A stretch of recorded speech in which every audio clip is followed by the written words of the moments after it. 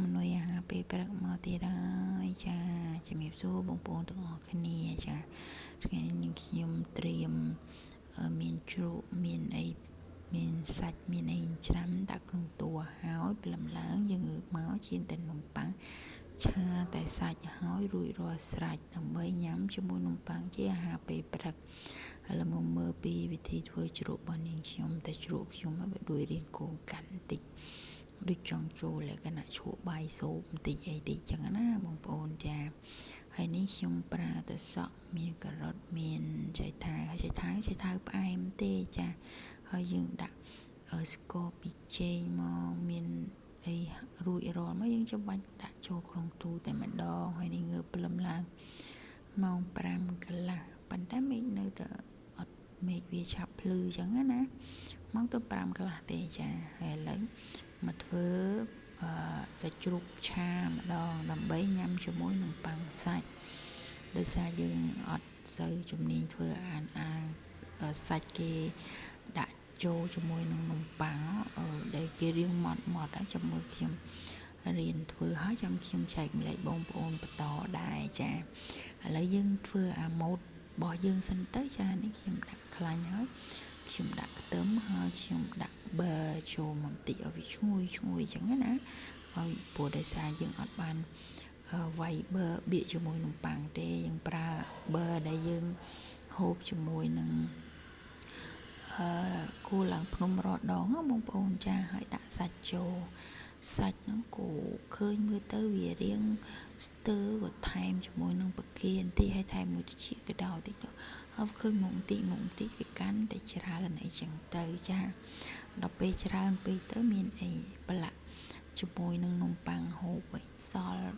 ដល់ថ្ងៃដាក់ស្ងោរបានមួយមុខទៀតបងប្អូនចាតំណងដែរតាចាឆ្ងាញ់ចានេះមើលសាច់ឲ្យរៀងជាប់ខ្ទះពេកទៅខ្ញុំនោះក៏ថែមទាំងតិចទៅដើម្បីក៏ដូចជាយើងងាស់សាច់នឹងឲ្យវារៀងឆ្អិនអីចឹងដែរណាចាហើយម្លេងចូលម្លេងឡើងទៅដាក់គ្រឿងទៅបងប្អូនគ្រឿងតាមចំណង់ចិត្តរបស់យើងចង់ផ្អែមចង់ប្រៃចង់សាបឯនោះស្រេចទៅចិត្តយើងទេតែបើយើងចង់ឲ្យវាឆ្ងាញ់យើងដាក់ឲ្យវា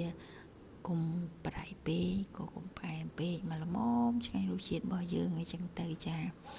ឆាត្រឡប់ចូលត្រឡប់ឡើងមកមើលថា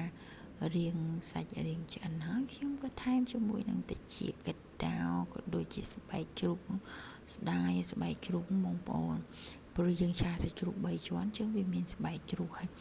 អាស្បែកជ្រូកនឹងទៀតសោកពេលដែលយើងឆាវាឆ្អិនទៅនិយាយពីថាវាឆ្ងាញ់ណាស់ចាជំមើទិញស្បែកជ្រូកយកមកធ្វើបំពងឬក៏យកមកធ្វើញោមជាមួយនឹងកពឹសបានកពឹសទលេហើយយើងញោមជាមួយល្ហុងក៏បានមួយសយោងចេកក៏បាននិយាយពីថាត្រូវគ្នាម្លេះបងហើយឆ្ងាញ់ណាស់ចាឥឡូវយើងឡារៀបរាប់ឆ្ងាញ់ញោមសយោងចេកនឹងមកមើលនេះវិញឆាត្រឡប់ទៅត្រឡប់មកដាក់គ្រឿងចឹងទៅណាបងប្អូនចាហើយអាហារពេលព្រឹកមែនតែនទៅចង់យើងទៅទិញគេហូបក៏បានដែរកុំឲ្យថាងើបព្រលឹមឡើងអីទិញទើមអីមកប៉ុន្តែបើសិនជាយើងធ្វើខ្លួនឯងចឹងវាឆ្ងាញ់ម្យ៉ាងដែរហើយខ្ជិលចេញទៅកៅបងប្អូនងើបព្រលឹមឡើងមកនាំណាព្រលឹមចេញទៅទិញម្ហូបអាហារយកមកដាក់ជូនអ្នកផ្ទះគាត់ភាសាទៀតនោះឯងខ្លួនឯងភាសាទៀតនោះបើអស់ឆ្ងាញ់ទៅហើយចាអញ្ចឹងបានខ្ញុំចូលចិត្តរៀបចំវាទុកពេលល្ងាចហើយដល់ពេលព្រលឹមឡើងមកទៅមានធ្វើអីរួចរាល់សាច់ចឹងទៅពេលខ្លះខ្ញុំទិញសាច់ជ្រូកឬក៏ទិញត្រីអីយកមកប្រឡាក់ដាក់ចូលក្នុងទូទៅហាលវាទុកចឹងទៅចាដើម្បីពេលព្រលឹមឡើងបើយើងអត់ធ្វើម្ហូបអីដូចជាធ្វើនំប៉័ងឬក៏ធ្វើនំបញ្ចុកអីទេគឺយើងអាចមានដូចជាសាច់ជ្រូកឬក៏ត្រីចៀនអីចឹងទៅហើយដាំតបាយទៅហើយមានជ្រក់អីមួយមុខអីទៀតទៅរួចបាត់ពេលព្រឹកឬក៏ពេលខ្លះដាំបបរសហូបអីចឹងទៅចាឥឡូវសាច់ឆារបស់នាងខ្ញុំក៏រួចរាល់ហើយនាងខ្ញុំដាក់ជៀននំប៉័ងណាជាទូទៅពិតគេអាំងទេតែយើងមានអីអាំងទៅមិនបានទៅកាត់ឈូងកាត់អីទេអញ្ចឹងមានតែអាំងលើផ្ទះហ្នឹង ប្រឡាក់ប៊ឺបន្តិចមកចាអាំងវាមកស្ទុះឲ្យវារៀងអាលាយប៊ឺនឹងអញ្ចឹងទៅរួចជាការស្រេចតែបើយើងចង់ហូបវាផ្អែមយើងវាយប៊ឺពងមាន់ទៅចាខ្ញុំក៏ចេះវាយប៊ឺពងមាន់ដែរប៉ុន្តែថ្ងៃហ្នឹងអីអត់